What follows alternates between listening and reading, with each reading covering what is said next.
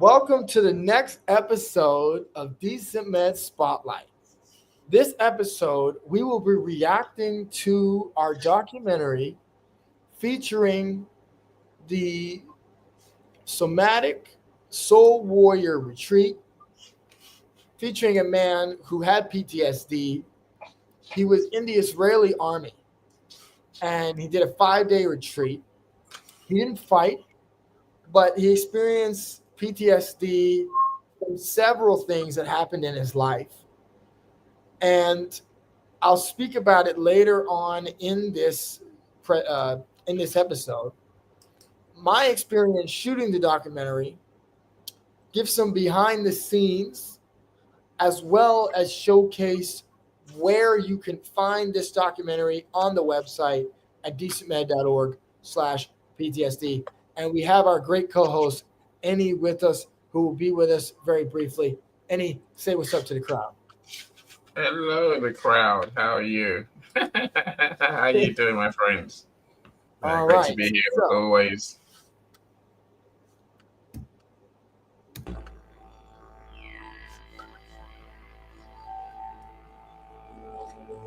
Welcome. We are Soul Warriors. Ascension Preppers.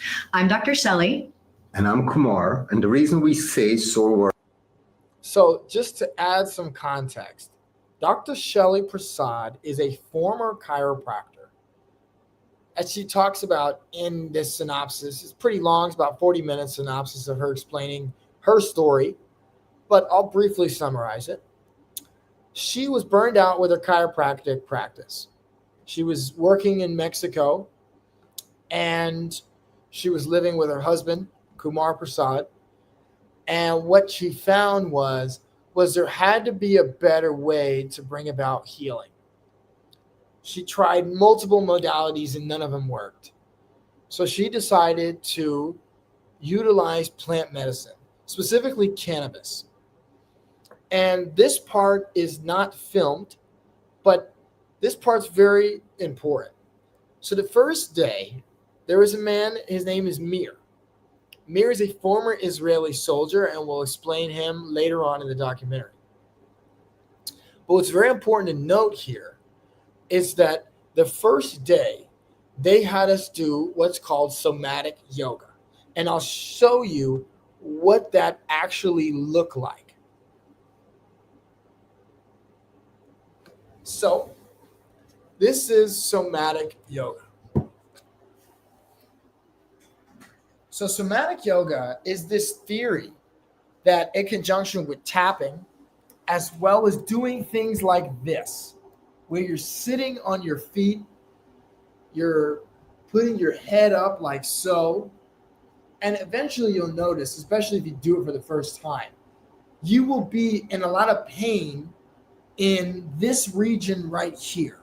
The calves and the bottom, the ankles, this part right here. I don't know that what that bone is, but it will be very much in pain when you do this, right? And the theory is that for trauma, and they have a theory that everybody has trauma, and the theory is that when you do poses like this and breathe, you're able to get that pain out of the head for PTSD's sake. And the reason why she uses cannabis, you only do 3 hits of cannabis, you imbibe the cannabis, and the reason why she does that is to help you get out of the mind, because it is a light psychedelic. You get out of the mind and into the body, because there's pain in the body. What I'm doing right now, I'm in pain. I've done it before, so I'm not in too much pain, but if I were to do this the whole entire show, my calves would be burning. And what it does is when you get out of the body, when you get out of your head and into the body, you're able to breathe out that pain. So in my case, I have back pain because I have tech neck. I work in my bed. I lean down a lot, so I have a lot of back pain. And a lot of people have back pain. And again, she's a chiropractor. So with doing this, you're able to get out of your head and into your body and put yourself in that pain. And you breathe through the pain.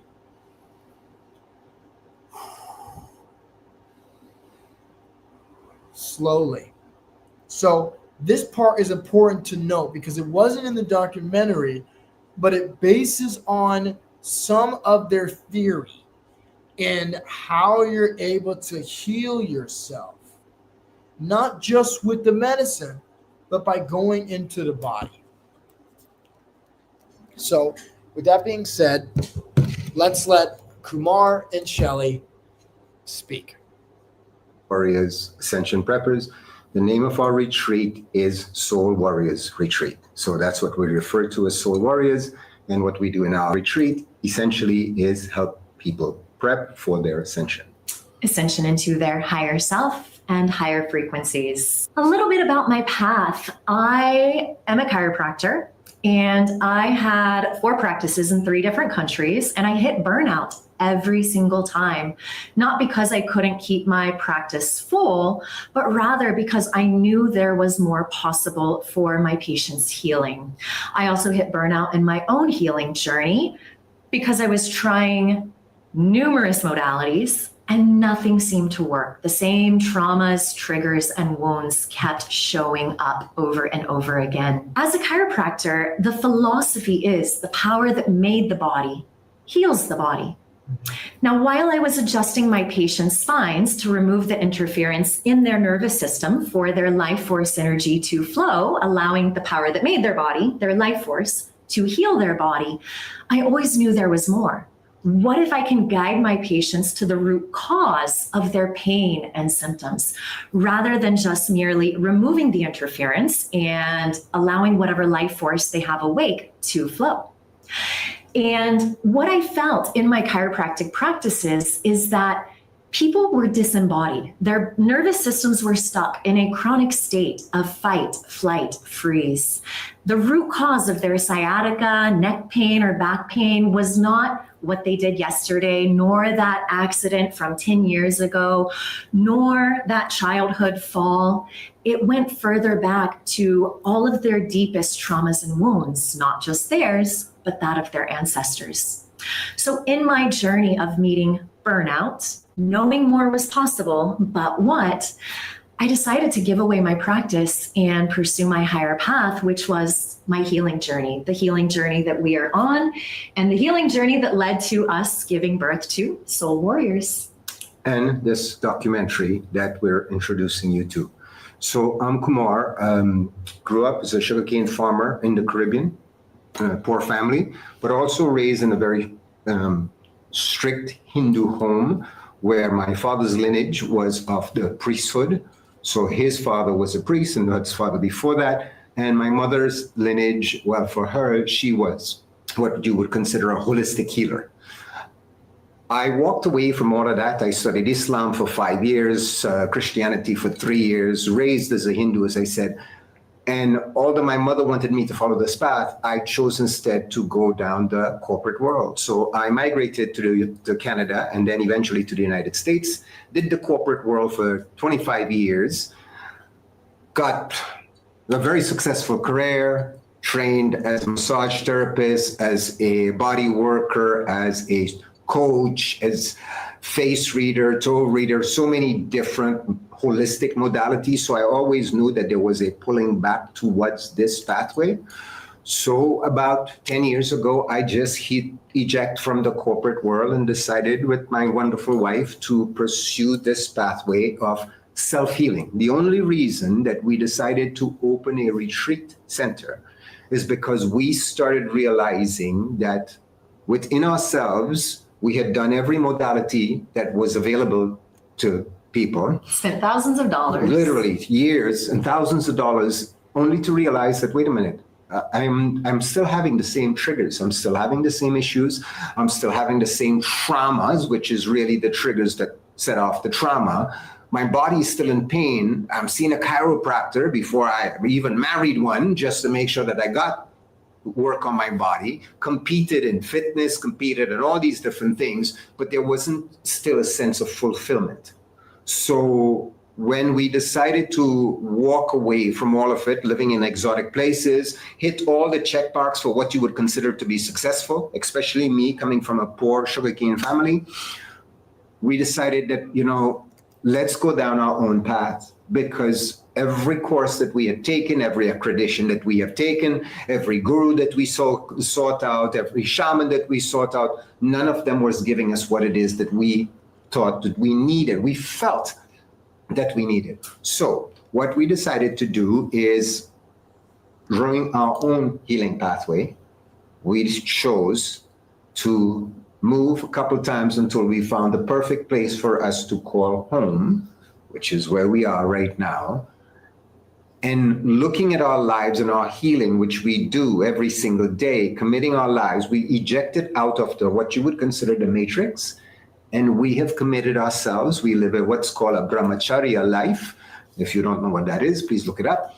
And we have dedicated 3 to 5 hours every single day to do nothing more.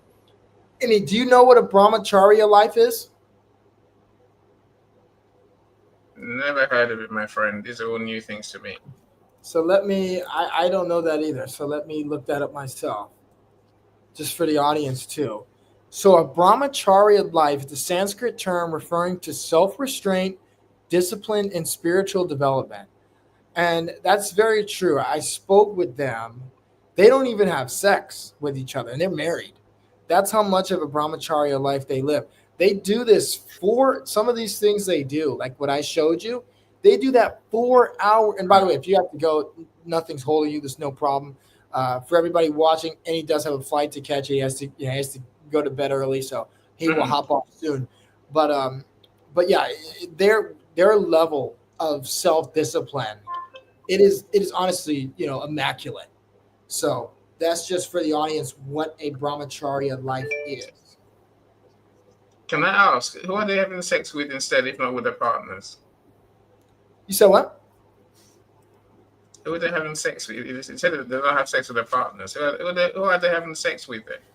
They don't have sex at all. He believes in this idea of kundalini, where you hold in your semen retention. The way you said it, I was wondering whether they have sex with someone else. So, right? You know what things. Okay, thanks for clarifying. That makes sense. Yeah. Please carry on. Don't let me stop you. Okay. Than healing. This is our commitment to ourselves. We've been doing this now for a few years. And in our healing and in our remembering, because this is one of the things that we teach people that we help people remember. We don't teach anything. We help people remember that you're your own guru, you're your own shaman, you're your own healer. Nobody can do that for you. In our bodies, there's our innate ability to heal ourselves. Yeah. And this philosophy is what we have brought into our retreat, where we work one-on-one. We don't do groups. And if we do, it's for special things that we'll do groups. But most of what we offer is one-on-one or couples who are wanting to create sacred union and heal as a couple. And my wife does offer certain groups for certain different work. Well, the group ceremonies are guided ceremonies. One of the reasons that we were looking for something, what we were looking for is our higher self, but we were looking externally for guidance. So even when we approached the plant medicine world, I immediately saw how easy it would be for me to fall back into the same pattern in my chiropractic career that was going to leave me burnt out yet again, where my patients returned over and over again with the same pain. And I saw this in the plant medicine world, and I said, no, this is not for me. There has to be more than just returning to ayahuasca 25 times. Or psilocybin or whatever DMT psychedelic that you choose. And it was through working with these sacred plant medicines, which, by the way, do not heal you either. They merely assist your body's own power, that life force energy, to heal yourself. And one of the things that I realized is that if we do not go into our body, which between the mind and body, the mind is masculine, the body is feminine. If we do not go into the body and heal the traumas where they are stored in the body, we can consume as much plant medicine as we desire, but we're not receiving any real healing because we are not healing the traumas that keep us disconnected, disembodied, disassociated, living with our mind and body divorced, living in a state of delusion, living with dis-ease or disease, keeping us disconnected from divine union. And how do we know this? We actually wrote a book about this. It's a 660-page manual. The book I spent 20 years looking for externally. Which talks about exactly what my wife spoke about, which is we are our own healers. All our traumas are stored in our body. Epigenetics, neuroscience, all of these science proves what we're talking about. This is not hairy-fairy spiritual talk. All trauma. She's not the first doctor to write about this. There's several beautiful books out there. Body Keeps the Score is one of my favorites. Absolutely. So there are many doctors whose specialty, like my wife, is pain and trauma, who wrote about the fact that trauma cannot be healed from the mind. It has to be healed from the body. So if you are, most of us, 99% of the population, are living in what's called the reptilian brain. And if we are not moving from our reptilian brain to our midbrain to eventually our divine mind, which is our higher consciousness, and again, science teaches us that our brains are cut into 3 different sections, not literally cut, but scientifically cut in 3 different sections. Anything we do, our healing, medicine, plant medicine, psychedelics, anything we do, we are doing it from the reptilian brain, our fight, flight, and freeze. Our trauma self. So we are having those experiences from our trauma selves. Which is why all of the modalities we did for 20 plus years didn't work. I'm not saying it doesn't work. It didn't work for us. Because we couldn't get past the reptilian brain or the trauma selves created by the ego. And this is what the practice we have created is all centered on one of the oldest philosophies in the world. Sanatan. So that part was my bad from an editing perspective. I didn't have them wear mics, so the volume shifts. So if I were to do another doc, and I'm planning on doing more docs, I want to have them wear microphones so that instances like that doesn't happen.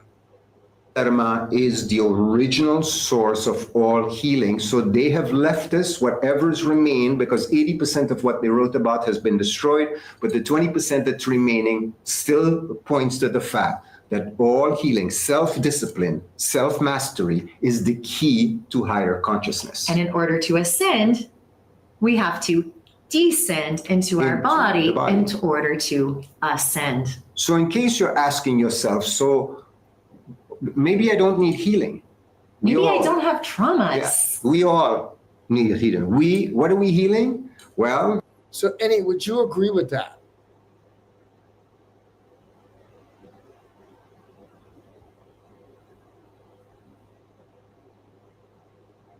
You muted. Trauma, yeah, everyone's had a trauma, right? So, I guess, but I think some can work through them themselves. I agree. We can work through our issues at best of times. It's about coming to terms with what we experienced. That way, it doesn't traumatize us or trigger us into odd behavior, right? Mm-hmm.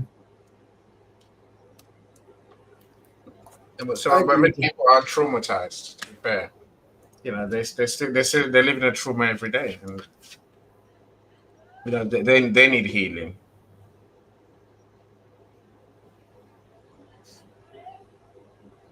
Exactly, and it's funny because looking at their experiences and their story,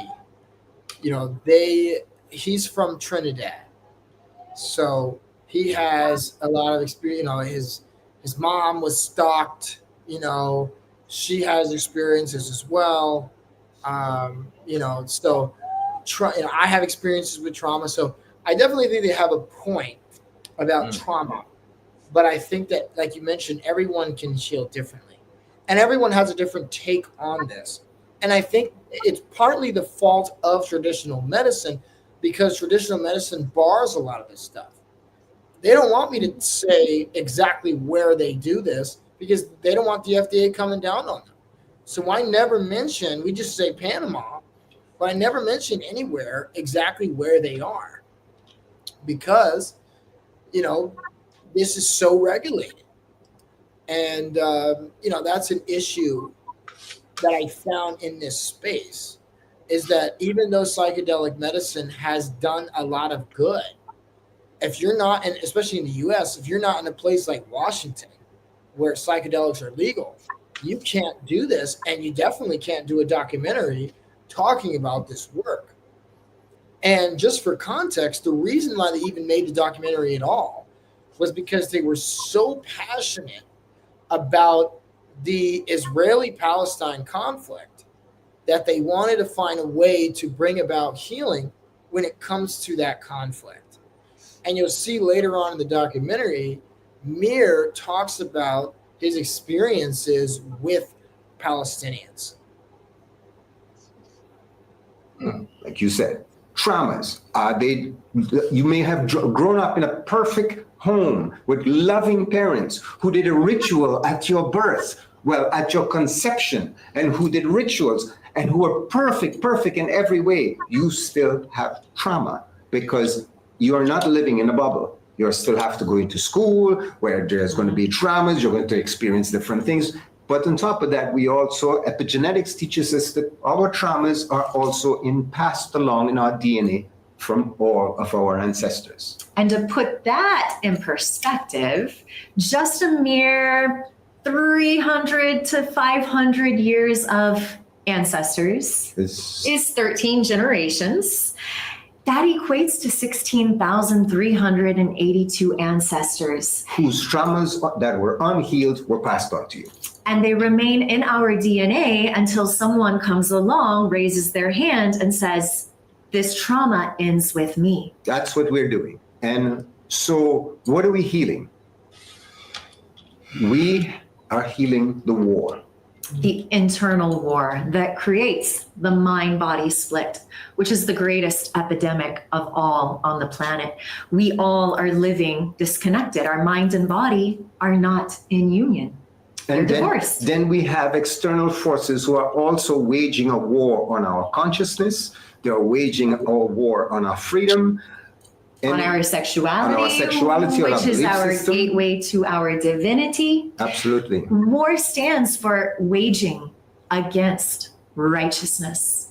Righteousness being defined as coming into oneness with God and Goddess. Because if we look at reality as is, we are constantly looking external to fill a void within us. We are praying to an external God and Goddess because we have fallen from divinity and forgotten that we are God and Goddess. Except we don't earn that title until our God and Goddess is embodied. Well, so I will add to that the only way we can earn that title is when we get into the divine mind. Goddess from the reptilian brain, because that is your ego/trauma. So with the war, there is at least 150 armed conflicts every single year on this planet.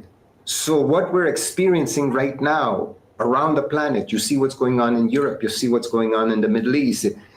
All of this is also reflected internally into you. So it is part of our collective reality. And we contribute to the collective. And they have a good point on that, because when you think about like the assassination of Charlie Kirk, for instance, that sent ripples among people in the US, people in the UK where you live. So they have a good point about how these wars and shootings and stuff like that, how it plays a role in your own psychology. The fact that people were crying over that, people were extremely sad, and it caused a ripple effect. So I think they have a good point on how the news and the media plays an integral part, especially in the US. I can't speak for the UK, and how people react to trauma and how the news and the media plays a role in traumas, especially in the US. of reality. Absolutely. To heal the external reality of war, we first have to go internally and heal the inner war. We are at war with ourselves. Look how easy it is to become defensive and to fight your loved ones. The need to fight to be right is greater than the need to be free. So why have we decided to do this documentary? Well, we have a young soldier, like I said, who left Israel a few years ago, and he was so traumatized by his experience of what he was forced to do. His moral compass said something different than what he was programmed by religion, by society, of what he should be doing in defense of something that he was lied to be told. So he has been working with us for over a year and slowly breaking out of the programming, since he had experienced for himself what all of us experience, that there is a mind-body split. When our mind and body is disembodied, what happens, my love?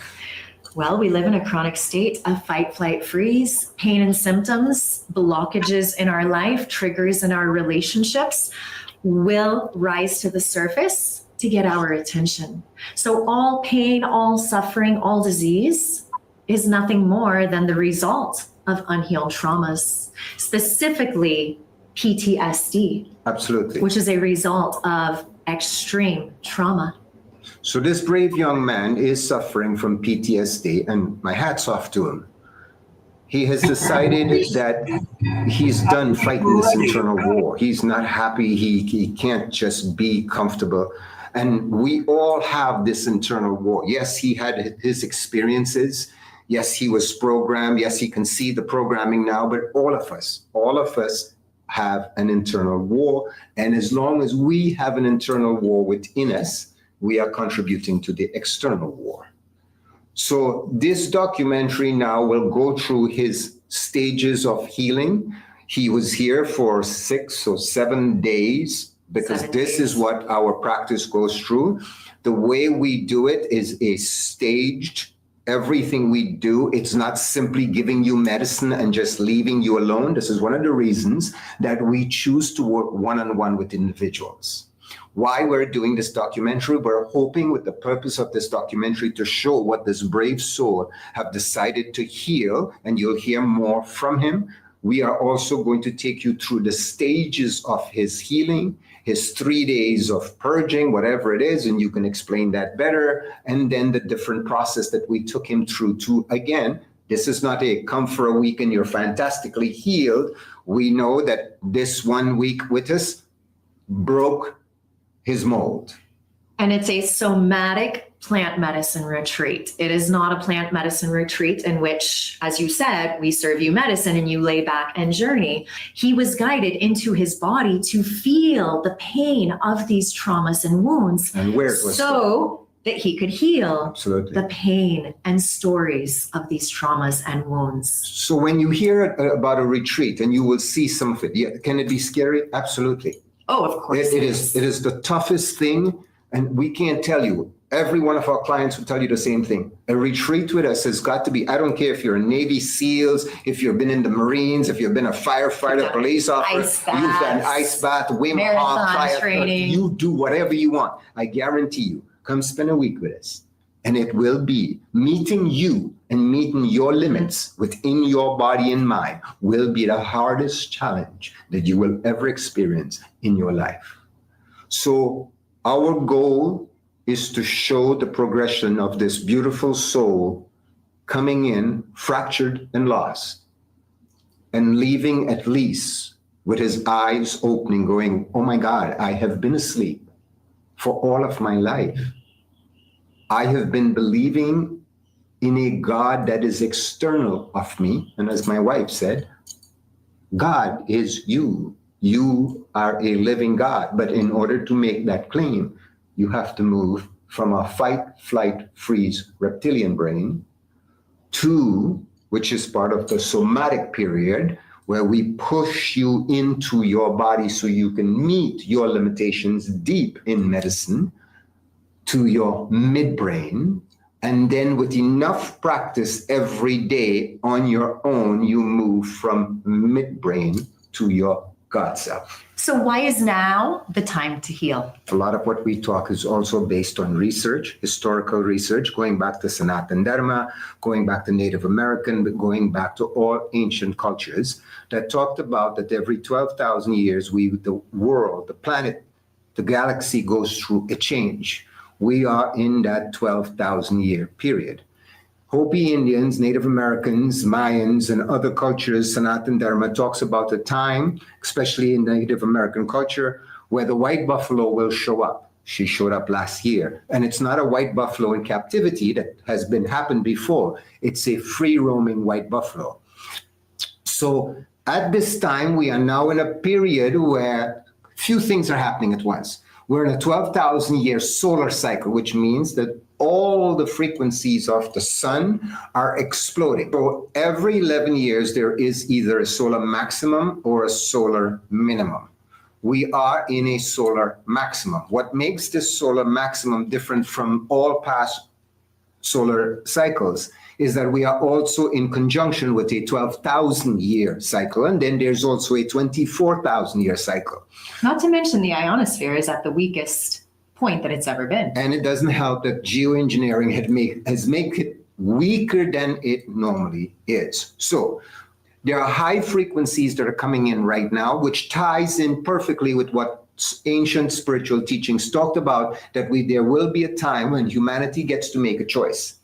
The Hopi Indians explained it best, that they show two patterns where we can stay connected to this material world in this 3D evolution that we're living in, with wars and greed and a disconnection from our higher consciousness, or we can, and it's an individual choice, where we can choose during this time of cosmic radiation, signs coming in like the white buffalo, where we can make a choice of healing generational trauma that nobody has ever been able to do. None of our ancestors that has this opportunity. So we were created just for this. Vedic literature, which is the oldest history of astrology out there, Vedic astrology talks about the time when these planets are lined up.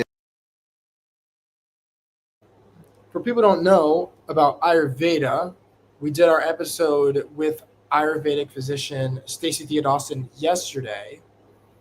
And Ayurveda plays a massive role in energy healing and looking at astrology. The way they are right now, and especially with this solar eclipse that we're having, where major change is going to happen. So there is a split. There is a physical split. You can see in the world what's going on right now, that you are seeing the global north and the global south. You're seeing the Western countries being divided from the BRICS nation. So there is a physical split of countries. There's also a monetary split. The fiat currency is devolving as new currencies step up. Then there is the spiritual split of where we are right now, where you make a choice of either you want to heal and move into your higher consciousness, The evolving timeline, or stay in the devolving timeline. rooted in fear.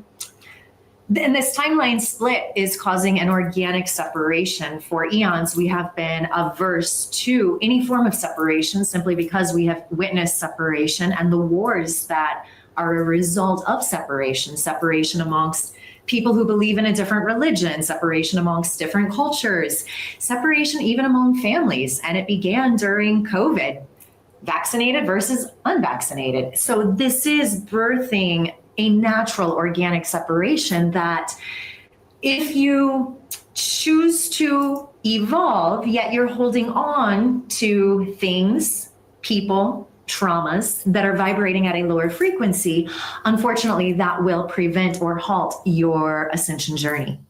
Because right now, with these incoming solar flares, we have an advantage to heal. We have an advantage that prior ascended masters did not have. And for them to ascend, they had to put in the work. Just like now, this ascension journey, as all of these ancient cultures prophesized about, it is an individual choice. Work is required because as these high frequency energies are flowing into Mother Earth, they are impacting all life forms. So every human, Every plant and every animal is receiving these energies that are high frequency.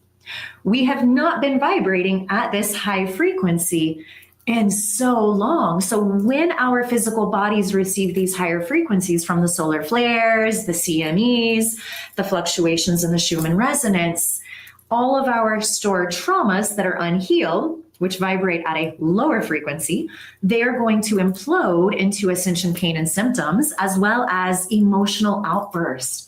So just as there are 70 plus volcanoes erupting on Mother Earth, which is the macro reflection, the micro reflection is what is going on internally in our body.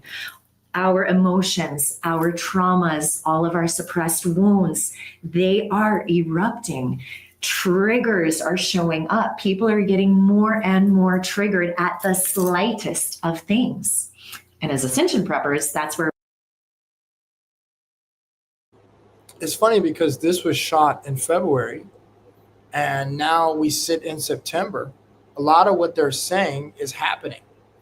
We are seeing more triggers and people, pew-pewing people because of triggers. We're seeing more of that. We're seeing more violence. We're seeing more explosive reactions to minor stimuli. And this was shot again in February. So they're 100% right. You need to seek the healing now because it's only going to get worse. we offer you a go-to practice to be able to navigate these turbulent times with ease and less ascension pain and symptoms.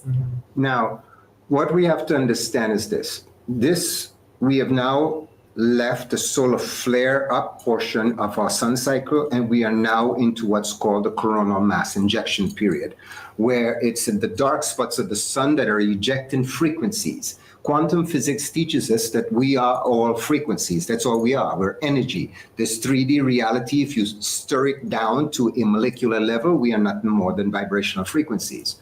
So as these frequencies are coming in from the sun, as they're coming in, they're affecting us. Like my wife said, they're affecting our emotions, they're affecting our B vitamins, they're affecting our heart rate. Even the Schumann resonance is being affected by these solar storms that are coming in.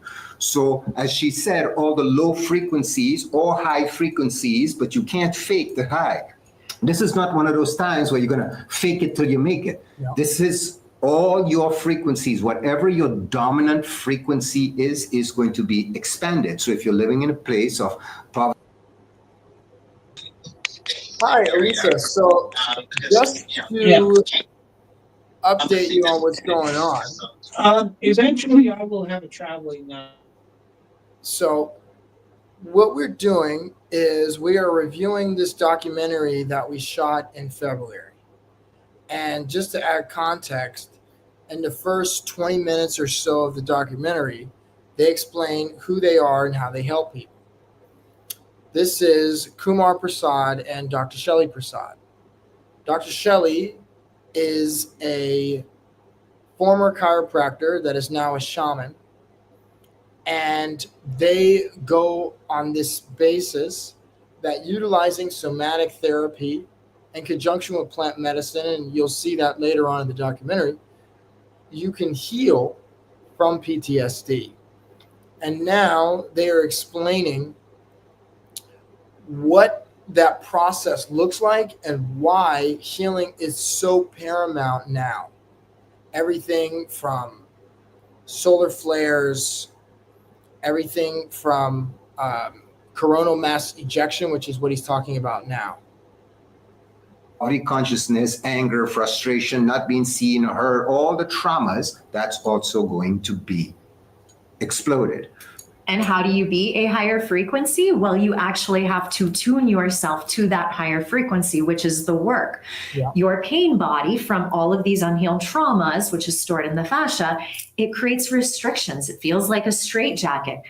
How can we vibrate at a frequency of unconditional love or authenticity, which is 4,000 times that of unconditional love, when we have lower frequencies such as shame, guilt, anger, that list that you just went through? How do we just bypass all those lower frequencies? Because as long as they're stored in our body, the story of those emotions and traumas are stored in the mind.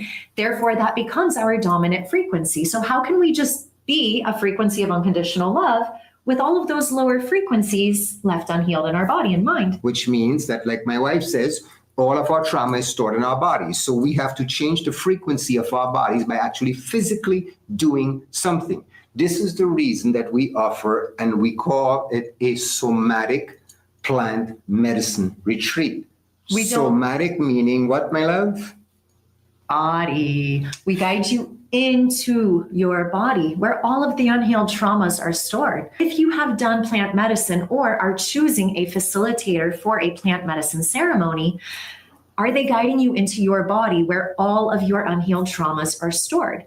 Because if not, then you're just journeying with the plant medicine from where, my love? Your reptilian brain. And that's what we, again, an observation of we live in Latin America. We've been to several retreats. We've been to several shamans. So we see how the medicine is being served, whether it's psilocybin, whether it's LSD, any kind of psychedelic, ayahuasca, yahe, bufo. They're all being served. You're not guided into your body. You're just journeying from the reptilian brain. So all the awarenesses you're getting is coming from the reptilian brain, which is the way the trauma/ego lives. So. And what do those awarenesses, insights, or visions do for your healing? Because I can say I could go to a plant medicine ceremony, have an awareness, and then return home and revert right back into my trauma self-behaviors and patterns that are a result of the unhealed traumas that I did not heal in my body from that plant medicine ceremony. The frequencies, the changes that are going on, the signs that all ancient cultures have told us, all the yogis have said the same thing. In order for us to achieve our higher consciousness, self-mastery is the key. So if you're not going into your body, you are not doing any healing. Like Shelley says, you're only doing it from where the mind has stored the file of whatever trauma it is. If you're not addressing the body, if you're not going into the body, you're not healing. And that's why all of our years of doing numerous modalities, you name it, we've done it. They didn't work for us because we could not get out of our reptilian brain into our midbrain and eventually our higher mind. We couldn't get past our ego's armor. And that's where plant medicine has been the missing link for us. It is a key that helps us to access our higher consciousness while we are making that shift into our body and healing the traumas. And it's not so much that we couldn't get into it, into the brain, into the midbrain. We were never guided.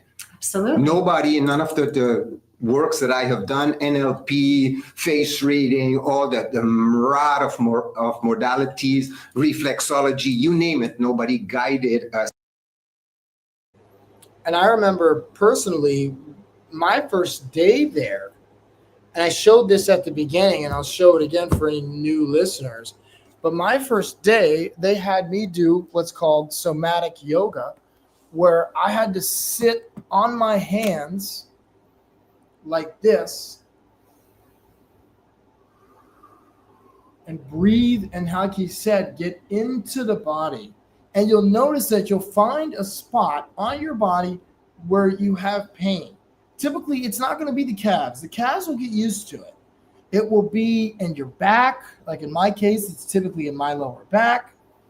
And Mir talks about it, and he'll go over later. It was in his solar plexus. So one thing I found about this is that he's right. You have to go into the body. And they helped me, specifically Shelley, but they both did, help me to get into my body. And like they said earlier, it needs to be a daily practice. And I'm working on that myself.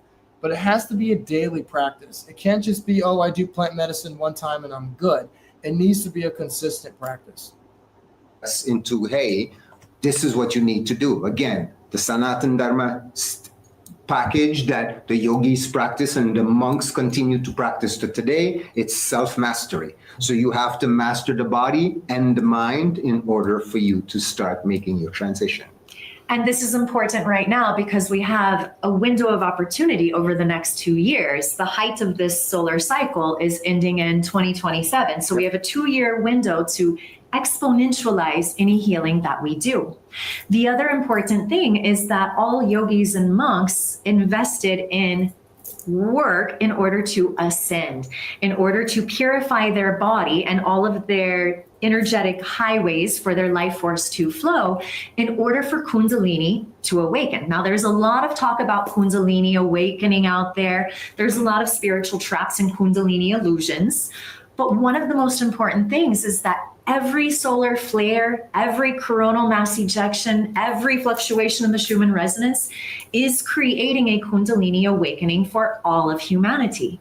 Now, the issue here is if your nervous system is stuck in a state of fight, flight, freeze, the longest nerve in your body, which is through which all of those fight, flight, freeze messages flow through, those fight, flight, freeze messages are like traffic jams or blockades along the highway. So when Kundalini awakens from a solar flare, the first blockage it runs into is going to implode into pain and symptoms. Those with spontaneous Kundalini awakenings have ended up in insane asylums because their body was not purified and prepared for Kundalini to awaken. Their minds are not prepared for that kind of energy. And this is what is coming over the next 2 years is Kundalini awakening after Kundalini awakening. So now is the time to start preparing your body and mind for Kundalini awakening. And how do you know that your Kundalini is awakening? You're not just going to sit around and do nothing and feel it. You actually have to put in some work in order to you to experience it. Nor can it awaken in a weekend seminar. No, absolutely That's why not. it takes yogis 7 years to purify their body. So this is why we're encouraging you to, if you've been kicking the can down the road and saying, I'm not ready, and have a million excuses of why you don't want to heal, you're not just healing for you, you're healing for your children, your great-grandchildren, 7 generations before you, 13 generations behind, according to all ancient readings that we have looked into. As a chiropractor, I learned that thoughts, traumas, and toxins, the 3 big T's, are the root cause of subluxations or misalignments in the spine that creates interference in the messages flowing between the brain and body. Except as a chiropractor, I did not learn how to address traumas. Now, after being on my healing journey, I can boil that down to one big T. That big T is trauma, because thoughts are connected to feelings and emotions in the body from unhealed traumas. Toxins create a traumatic experience for the body by throwing off your inner chemistry. And traumas also create an internal toxic environment, excess cortisol, excess false dopamine highs. So as long as there is an imbalance in your inner chemistry, your body is living in a toxic environment, which is traumatic, which is also created by traumas. So all subluxations can be boiled down to trauma, because traumas are stored in the fascia. And as long as the fascia is restricted, which a doctor has actually proven that restricted fascia is the leading cause of death. And disease. Because unhealed traumas physically manifest as pain, symptoms, every single disease. The root cause is trauma. Let's talk about traumas. Traumas come in all shapes and sizes. There are big traumas, which are life experiences in which your mind and body cannot fully integrate the experience in that moment. So it gets stored in your body as pain, and it gets stored in your mind as the story of what happened during the trauma.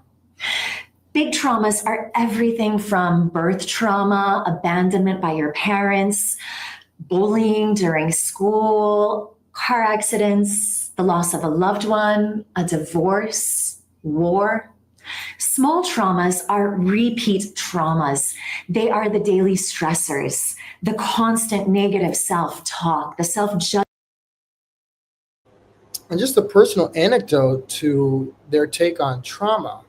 Personally, and when I was there, they even noticed it. I have my own trauma from being robbed a bunch of times, being bullied at school. And my overcoming my issues when I was in Suriname, I did some plant medicine myself, and it helped me. Obviously, I'm still dealing with the trauma, but it helped me to realize that there are good people out there, and that not everyone's going to rob you. So and I love what she said about it can even be the negative self-talk, because like they said earlier in this documentary, People can say, oh, well, I don't have any trauma. I'm fine. I lived in a good home. Everything's good. I'm not soft.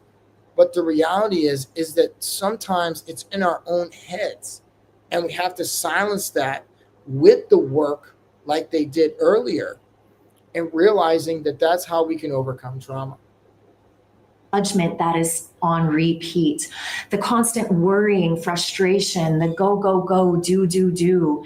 So then there is also the replaying of traumas, which in and of itself is a trauma.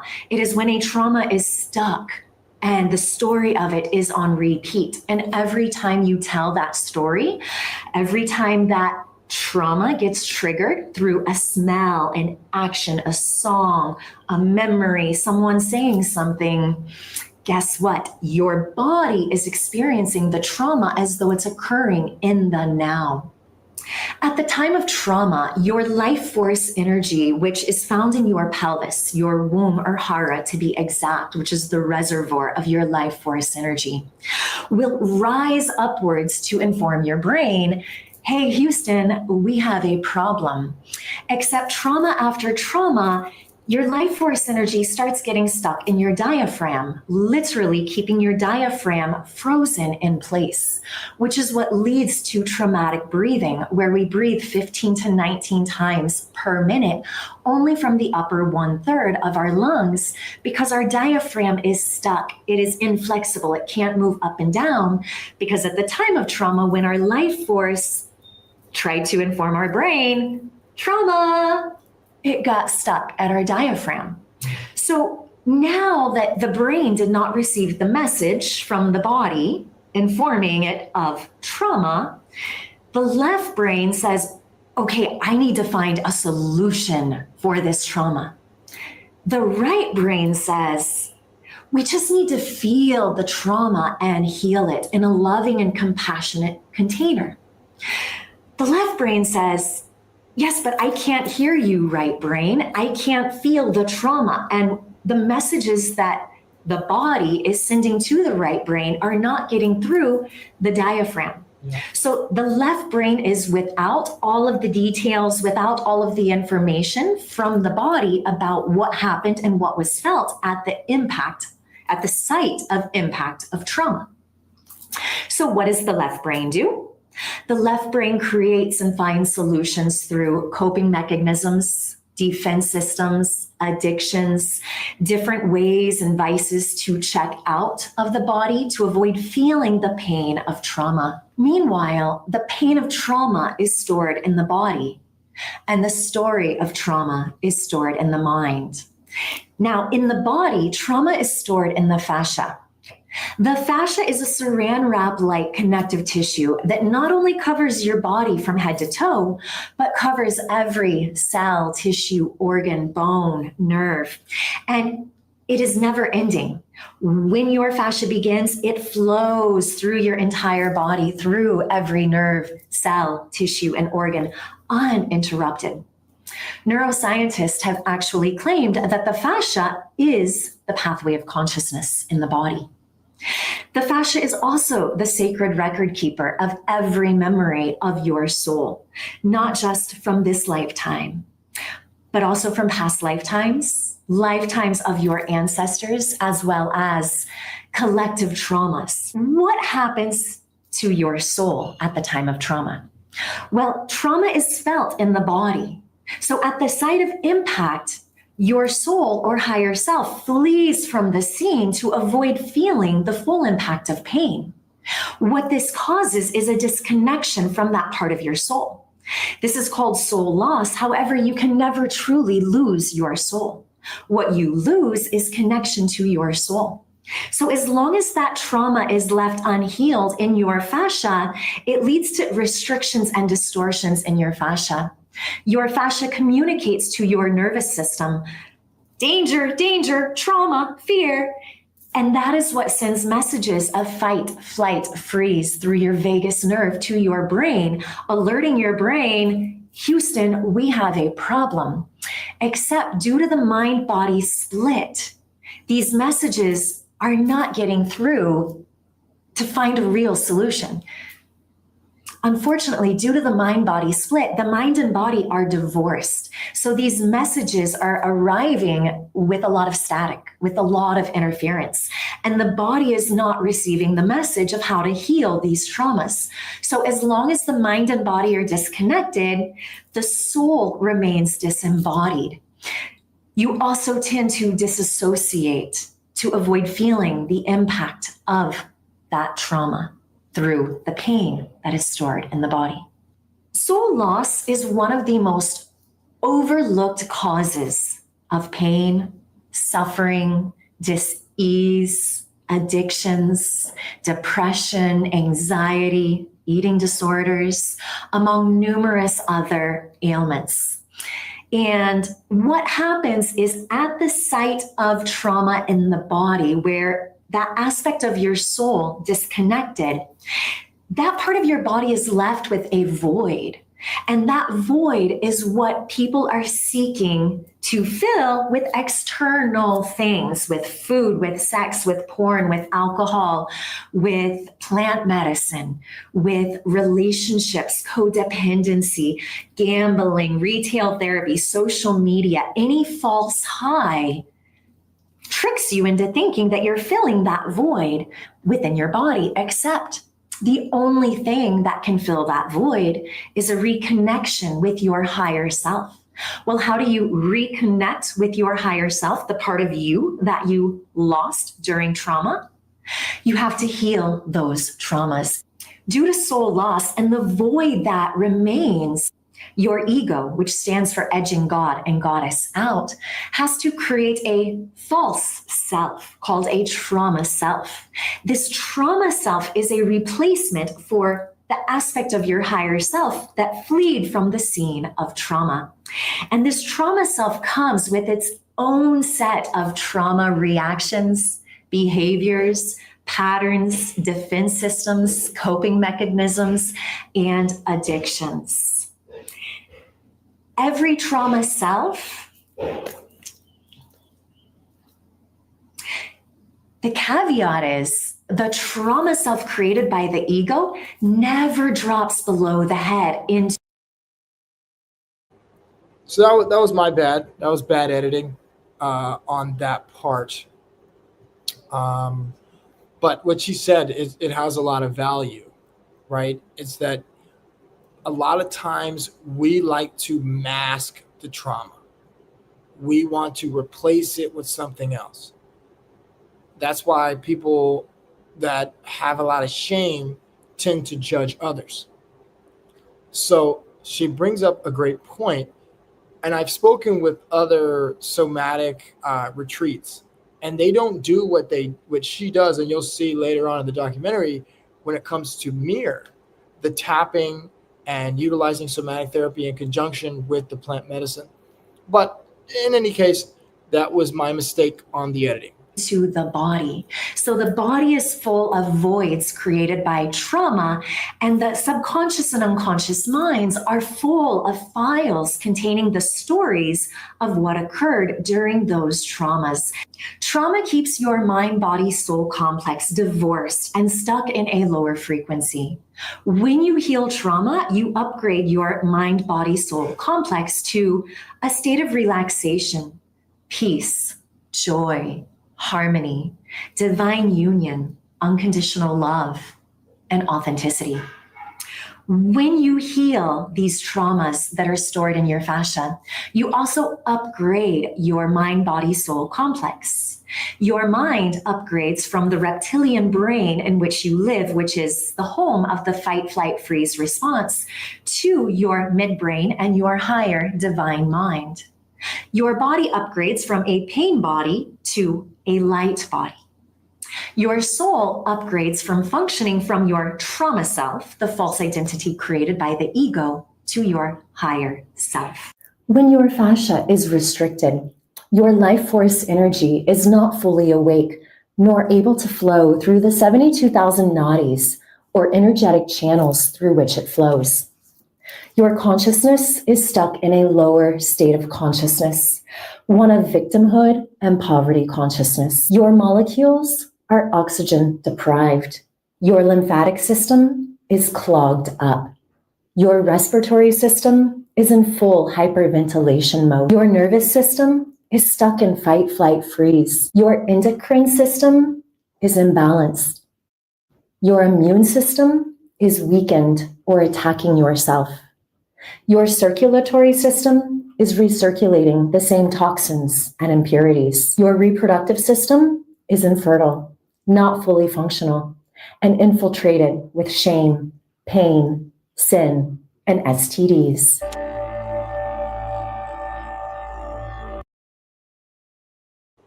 Before I show Mir, I want to touch on that because that's a great point. You look at society today, there's a lot of infertility, there's a lot of erectile dysfunction, there's a lot of victimhood, there's a lot of poverty consciousness. Everything is not me, it's them. And I think that plays a massive role in the fact that a lot of people are disconnected, especially in the US, and that a lot of people, when it comes to their fascia, it's restricted. So this is Mir. Mir is a former Israeli soldier, and he is the face of our documentary.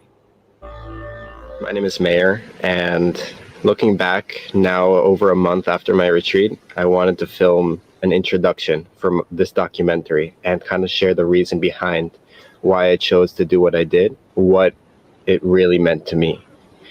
So I grew up as a young kid in Israel. And what I felt looking back, of course, I wasn't aware of it as a child, but I was very influenced with the religion kind of guided me to believe what spirituality meant, and what the society also kind of guided me to feel fear of my fellow brothers, Muslims and Arabs who were living, just by me, but we were so disconnected. Part of this healing that I chose to do was to recognize how the healing of myself was part of this bigger whole of the healing that needs to happen on Mother Earth between my people, Israelis and Jews and Muslim people who, it's heartbreaking to see what is happening in my country and what is being allowed to happen, and how the cycle of fear and hatred is continuing, because I know how much, and I believe that I have a lot to learn even more, but I feel how much Muslims are suffering, and I feel how much Israelis are suffering under this system, and nobody has any peace. It was my mission, to go into this healing with this intention that I'm not just healing for myself, I'm healing for this external war that we're currently seeing on play. As we live in a society that seeks the quick fix, none of these sacred plant medicines can heal you or cure you. What they do is they reveal you to you. Once upon a time, a long time ago, a tale tells that the natives of the Kashinawa tribe were very ill, and the shaman, Kampu, had used all of his knowledge of sacred medicines to heal his tribe. Yet nothing was working.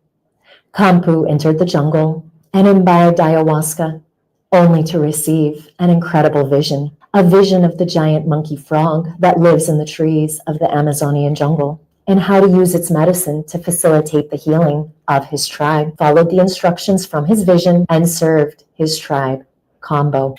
Kambo is a shamanic healing ceremony that has been used by various indigenous tribes of the Amazon for.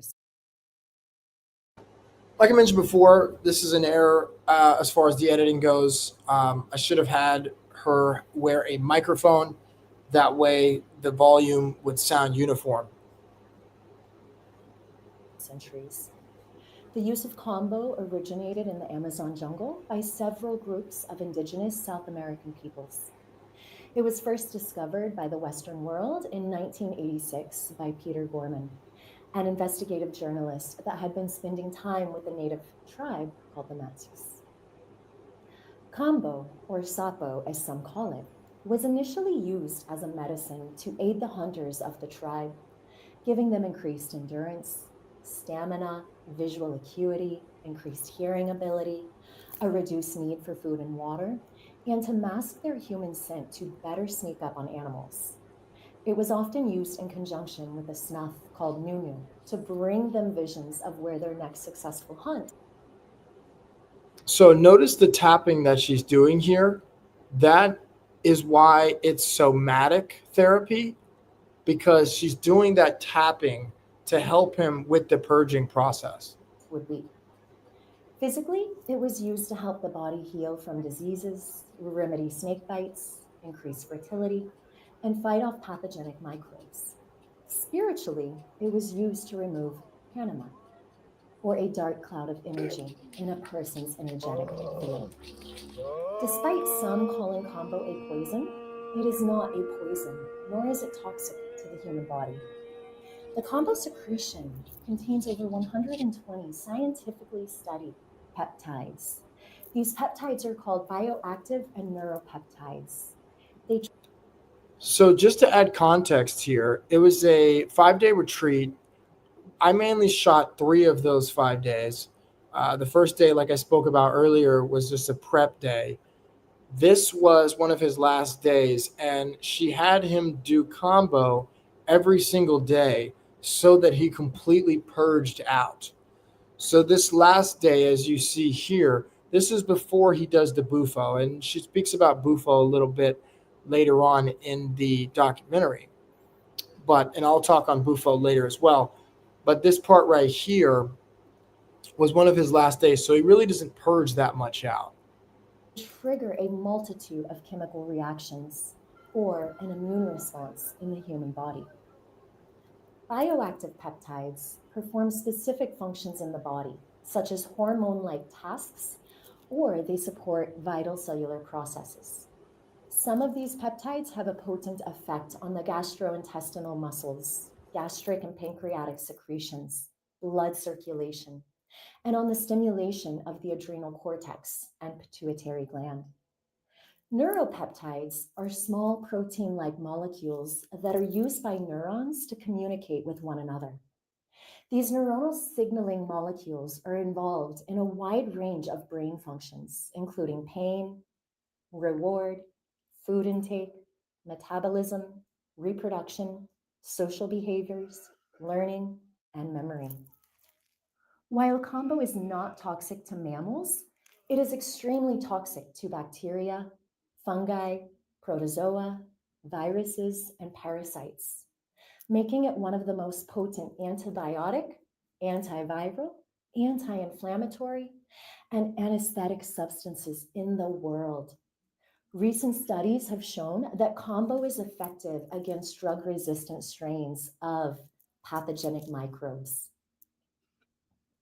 These peptides found in combo provide a wide range of potential medical uses, including depression, addictions, infections, allergies, asthma, joint disorders, skin diseases, migraines, blood circulation problems, autoimmune diseases, infertility, AIDS, hepatitis, herpes, PTSD, chronic pain, anxiety, fatigue, imbalanced hormones, cancer, and brain diseases such as Alzheimer's and Parkinson's. As a testament to the medicinal properties of combo, there are over 70 combo patents lodged, mainly in the US, for synthetic versions of the combo secretion. This combo secretion has been known to assist the body in healing traumas, increasing the immune system by up to 300%, resetting cellular memory, eliminating parasites, fungi, bacteria, and infections, reducing inflammation, purifying the blood, awakening the body's life force, and restoring the nervous system back to a state of balance. Despite the extreme physical reaction, combo is actually a very safe procedure when served properly by a trained facilitator. Combo is not hallucinogenic or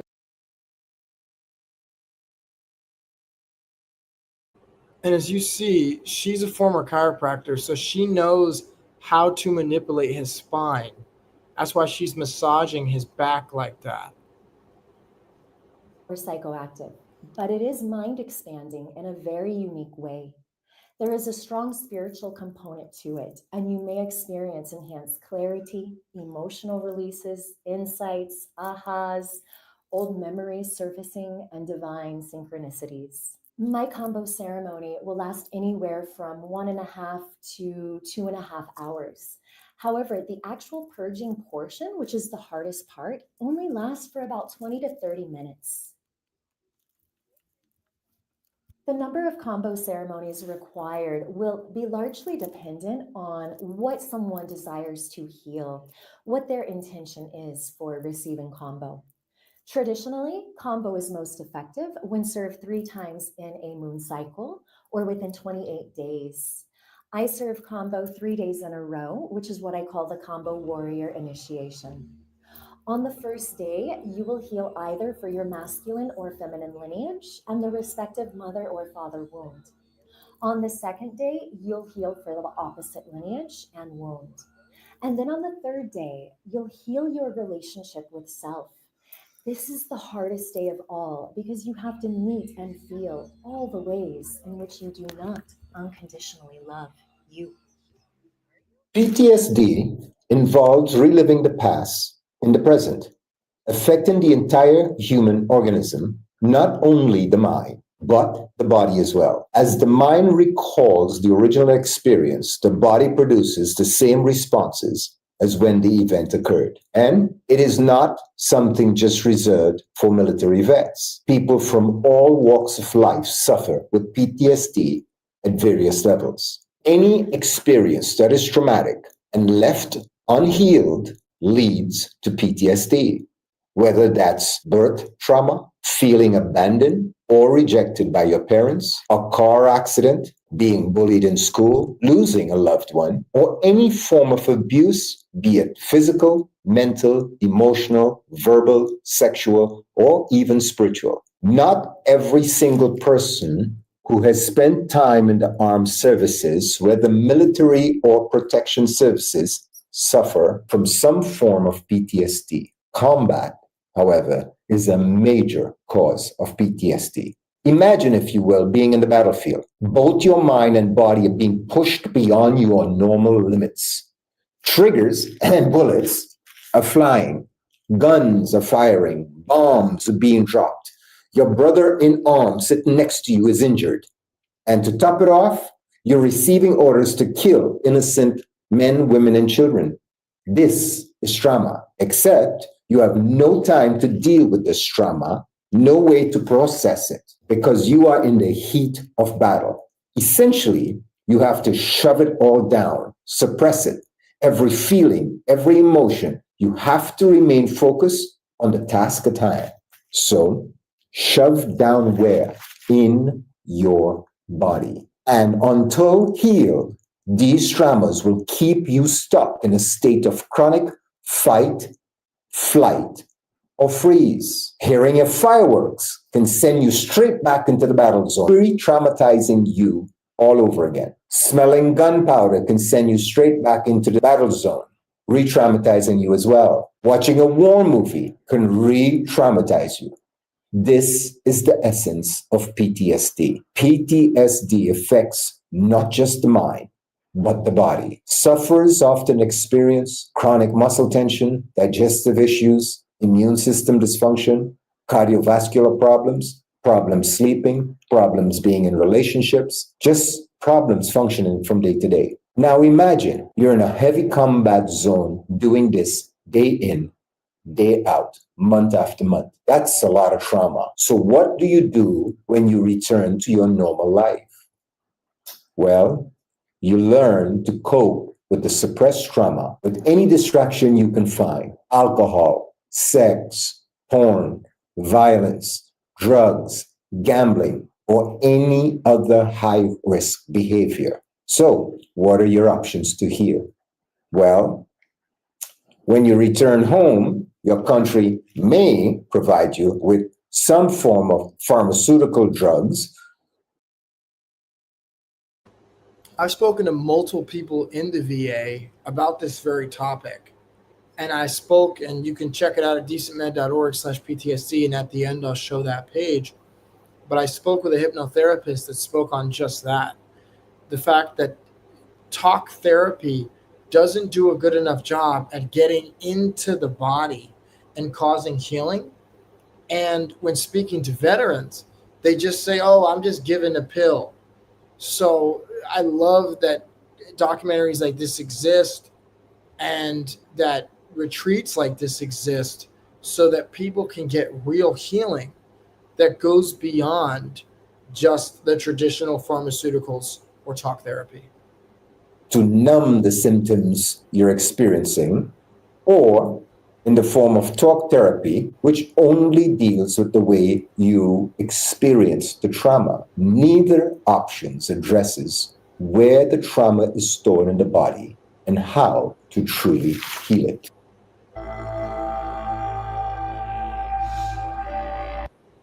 So just to touch on rapé, kind of a funny story. I remember when I first did rapé, and if Shelley was here, they could speak on this, or Dr. Prasad, I should say, was here, she could speak on this. I was terrified. I mean, I was shaking. You know, I was so afraid to try the rapé. And the funny thing is that at that time, I had come from the very hot temperatures of Argentina to the very cold temperatures of New Jersey to the very hot temperatures of Latin America, where they are. So my sinuses were all messed up. I had pharyngitis in Argentina. You know, I was stuffy pretty much the whole retreat. And doing rapé, it really helped me to clear out my nasal passages.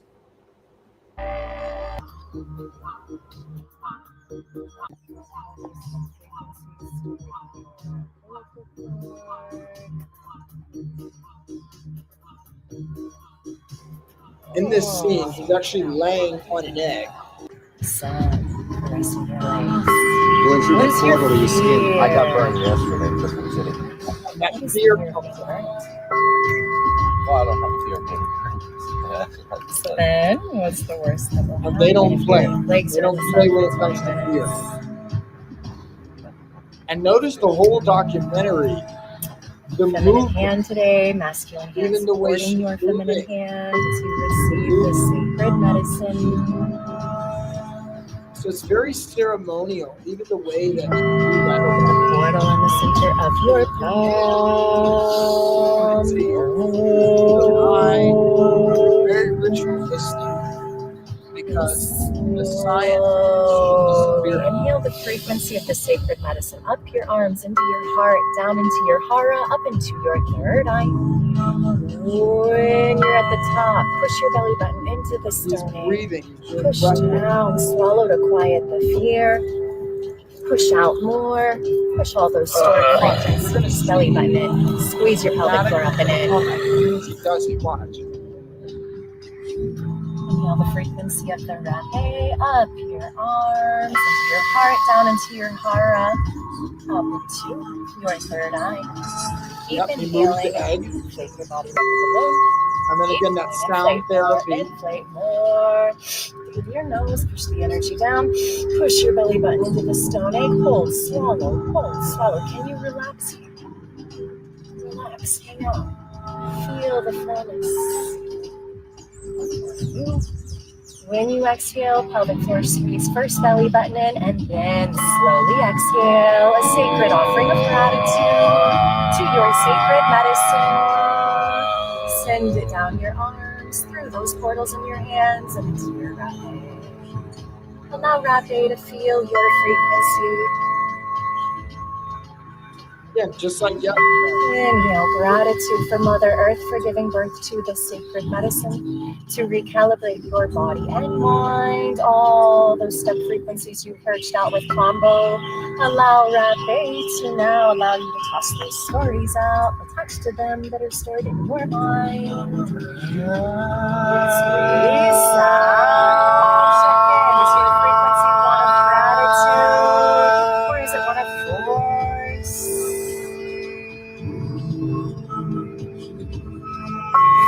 Frequency flowing through your mind and body. Inhale, gratitude for all of your ancestors, all of your mothers, grandmothers, great grandmothers, all the way back. Keep inhaling. Push your belly button into the stomach. Meet your glass ceiling. Inhale more. Conquer it. Move through it. Swallow to quiet the fear. Conquering your ego. Keep pushing your belly button into the stomach. Inhaling more. Squeeze your pelvic floor, belly button in first. Look down, squeeze your throat. Sound out a sacred offering of gratitude, sending it all the way back through. And just one thing to note, like we spoke about yesterday or even this morning, about utilizing a bimodal approach. The sound healing, with the somatic therapy, with the yoga, with the, even when he does rapé, she's having him do breath work. You notice when he did combo, she was doing some spinal manipulation when she was massaging his back. So it's a bimodal approach. That is holistic medicine in a nutshell. And that is why holistic medicine works, because they're utilizing a myriad of approaches. She has a book called Somatophobia. That book was a bestseller. So this stuff works. All of your mothers. For all the pain your mother's walked on, Mother Earth's body imprinting her. And then inhale gratitude for you, for healing this wound that you're healing. Not just for you, but for all your mothers, for the collective, for Mother Earth. And you're going to see, he's going to start screaming. We cut a little bit of that. So we cut a little bit of it, but he starts screaming in this scene because the energy healing, he was purging it out. So earlier he was purging out fluids. Now he's purging out emotions. He's screaming. And you'll see in another scene, and I talk about this scene all the time, and you'll see later, but again, he's purging out emotions. You'll see the roller coaster of emotions that he's going through.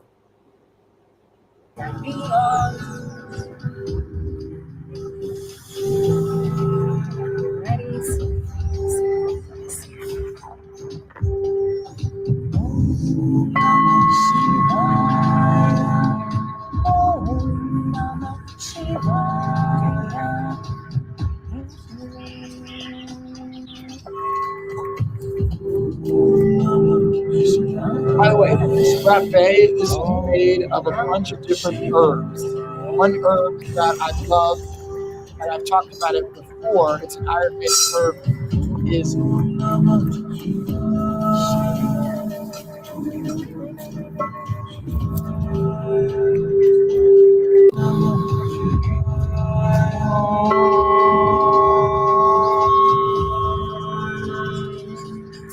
inhale and hold.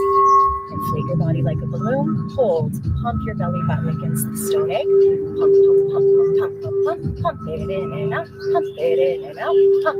Solve those stuck frequencies of the mother wound. Exhale a frequency of gratitude. Check in. Is it a frequency of gratitude? Squeeze your pelvic floor, belly button in. Pull that sound up from your hara. Pull it up. Frequency of gratitude. Squeezing, sounding.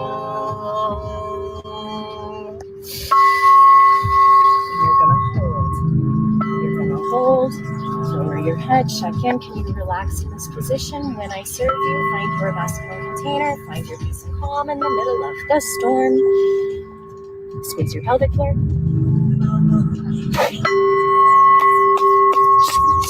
Hold. Keep holding. Keep holding. Keep holding.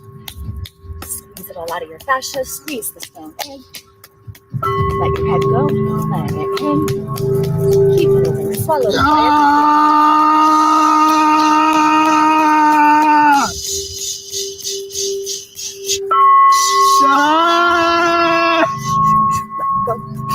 Rapé is a shamanic snuff made of pure tobacco, ashes from sacred trees, and/or herbs.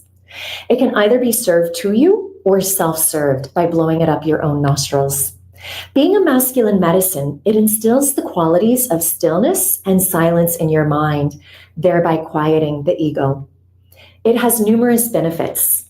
It cleanses your sinuses, heightens awareness of your body, synchronizes your left and right brain, decalcifies your pineal gland, opens your third eye, realigns your chakras, enhances clarity and focus, calms your nervous system, grounds your energy, detoxifies your lymphatic system, instills self-realization and purifies the body, mind, and energetic field of toxic vibrational frequencies, pathogenic microbes, and mucus.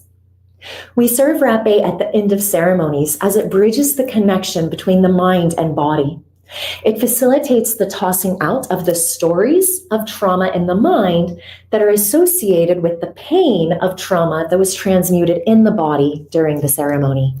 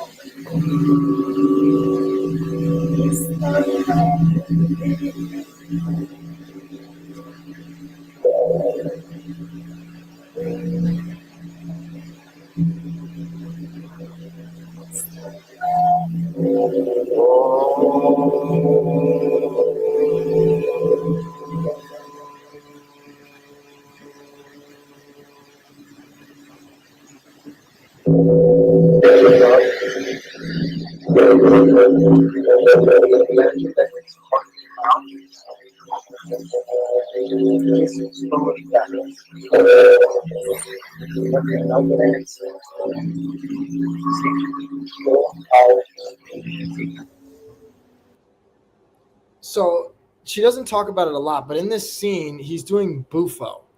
Bufo, otherwise known as 5-MeO-DMT, is produced when you are born and when you are dead. I just typed in Google bufo studies, and according to AI Overview, studies on bufo secretions, particularly from the Sarannan desert toad, formerly Bufo alvarius, investigate their potential psychedelic and therapeutic effects, primarily due to the compound 5-MeO-DMT. Other studies focus on traditional Chinese medicine known as Venium buffonis, which contains different compounds that have been researched for applications like treating anxiety, depression, and certain cancers. This, according to a PubMed study, a single inhalation of vapor from the dried toad related to sustained enhancement of satisfaction in life, mindfulness-related capacities, and decrement of psychopathological symptoms.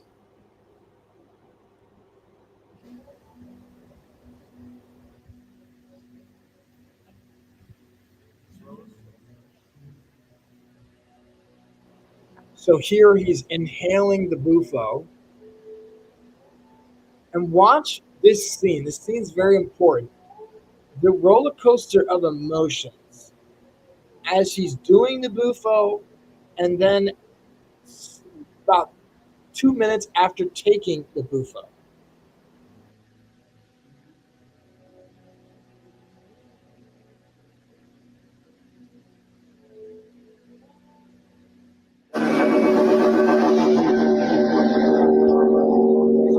He passed out, and he's down, and he's out for about.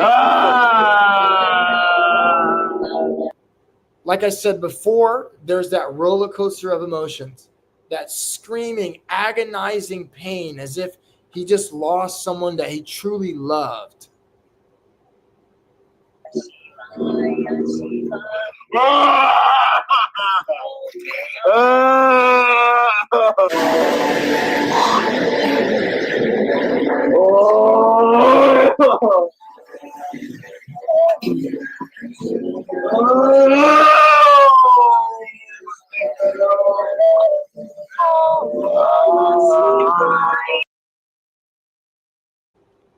And just like that, he's now in a state of bliss, a state of peace. And he's about to speak about his experience. But as you see in this scene, he went from this agonizing pain and just terror to now you're about to see this giddy. And I don't know if it was in the scene, but he tried fruit. It was a little piece of grape for the first time, and he eats it as if it was the best meal he's ever had. Like he's being reborn.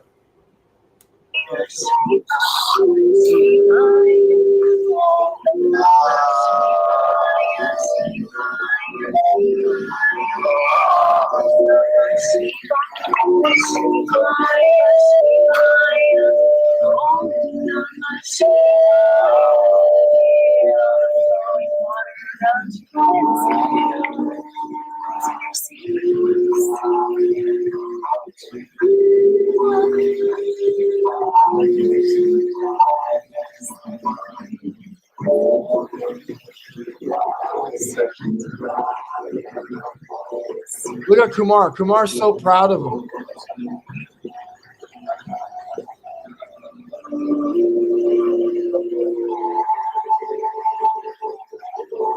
Again, that's sound therapy, that music therapy. Notice how playing a certain type of music throughout his experience.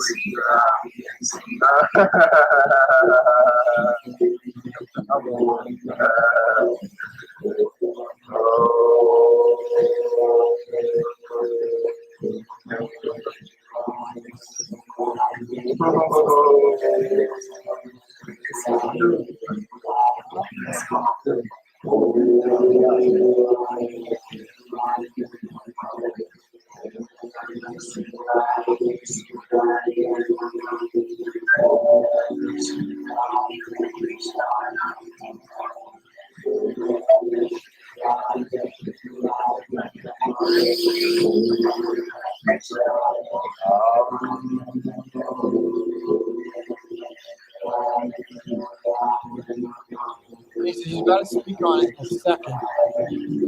But just that state of bliss that he's in. He's in a state of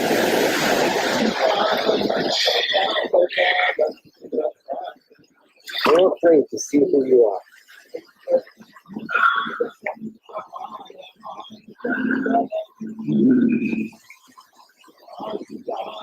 Enjoy that water. So listen to the words. So by far the most life-changing experience of this healing journey that I've done in this retreat was my Bufo experience. I had no idea what to expect going in, except to just surrender to what is essentially feeling like you just died. And going through that death, I let go and understood so much of my ego from my life previously that really helped me understand that I never needed to hold all this pain inside of me, all this anger towards myself, all this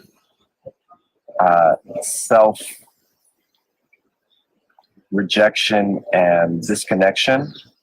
That was essentially what I feel is also connected to this documentary's theme, which is the healing between Israelis and Palestinians. So by feeling that, I felt that the highest truth of our consciousness is unity. We're all made up of the same energy. And if more people can experience that, then this earth can begin to heal, to shift, and to change. So that was by far the most transformational and mind-blowing experience in my life. So I want to be fully honest. This retreat was probably one of the hardest things I've done in my life. I've gone through the military and I've challenged myself physically, but looking at myself with open eyes and seeing all of the pain and trauma was one of the hardest things for me to overcome. And this is something that I want to say, that healing isn't easy. So this is where I believe it takes courage and it takes self-love and dedication to be able to do the healing. And hopefully this message shows that it's more possible for you. To all my Palestinian brothers, I want to take this opportunity to say that I'm sorry. As a kid, I was told to believe that you were my enemies, and I'm sure you were told the same. But owning up to what my people have done to yours is something that is freeing off of my heart. For all the things that are happening still currently, unfortunately, I want to apologize to you for what is happening. And I want to say that we can choose another way, and it begins with us. So let's take the responsibility into our own hands to end the hatred and end the suffering, because there's no need for it. I love each and every one of you, and I feel. And I know that people want to attack him because he's an Israeli, and I know the internet has a problem with Jews. But I just want to be very clear. Don't attack him. He was just being healed. It's not his fault, the system that he grew up in.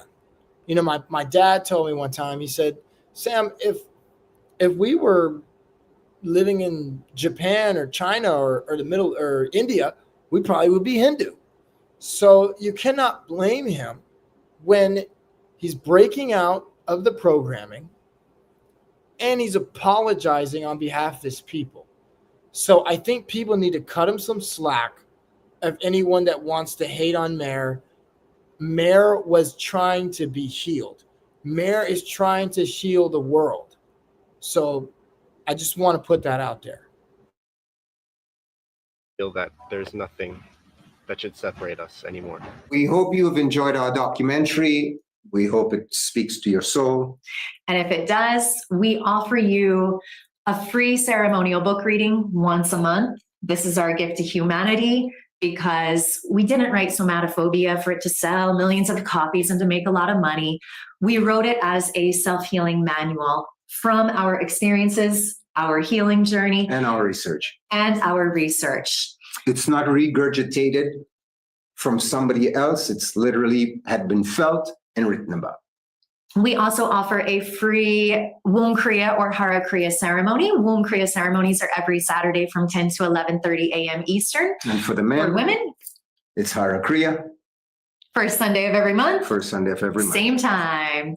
And we offer these ceremonies for free simply because our work cannot be experienced just by hearing about it. Or reading about it. It has to be felt. So if you have any questions, if this documentary resonated with you, if anything in it spoke to your soul, please do not hesitate to reach out with questions. And if you want to learn more about the self-healing practice, our book, Somatophobia, is available on Amazon, Fear of the Body. Please feel free to pick yourself up a copy. I will warn you, it is 660 pages, so it is a fairly large book because there was a lot of information on it.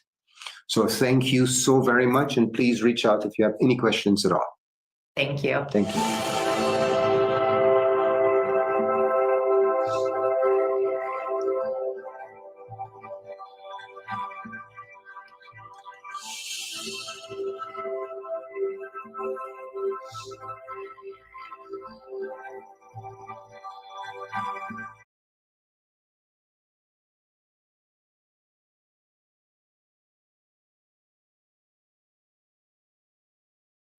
So I want to be clear about a couple things. Number one, as you see on the website, there is also CPTSD, which stems, and this is coming from a hypnotherapist, not from me. It stems from the cause and prolonged trauma versus single event. Many people equate PTSD to military vets, yet some veterans do not have PTSD at all. CPTSD can stem from chronic abuse, where escape seems impossible. PTSD stems from a single traumatic event like war, natural disasters, or car accidents.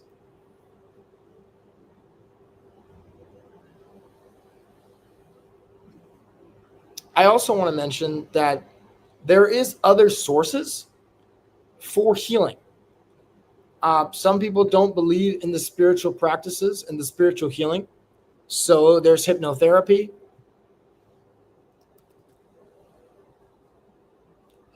You can visit Green Hypnotherapy.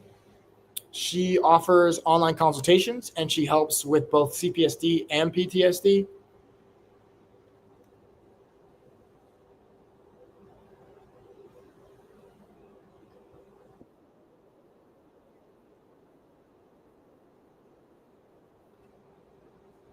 If we are not There's beholden to the also medical system, we the Alternative Flight Plan podcast by Dr. Kristen Barnes. I hope to get Dr. Barnes in here and do a show with her as well. Make sure to subscribe. I'll subscribe myself now.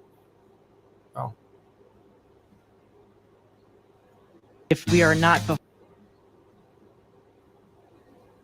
So make sure to subscribe and check out the Alternative Flight Plan podcast. She's actually a former veteran.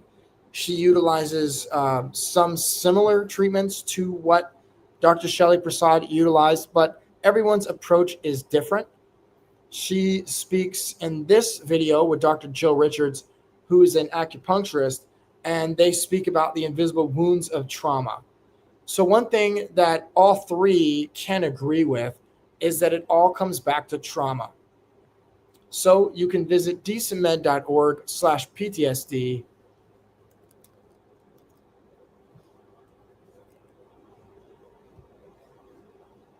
and access some of these amazing treatments from Dr. Kristen Barnes. She has great videos. She speaks with a naturopath that works with psychedelics. She speaks with another former veteran, Matthew Wiz Buckley, about the power of psychedelics. And then, like I mentioned before, she speaks about trauma. So one thing that they all agree with, whether you believe in utilizing psychedelic medicine for PTSD or you'd rather go with a hypnotherapy approach, either way, we can help you. And most importantly, get help. Healing is inevitable. You just have to believe it. Somatic therapy works. Psychedelic medicine is great. You can try a retreat with Dr. Shelley Prasad, or you can contact Sarah Green in order to get healing from her utilizing hypnotherapy. This has been the next episode of DecentMed Spotlight. Join us tomorrow morning for a great show with Priscilla Moete, who's a mindset coach.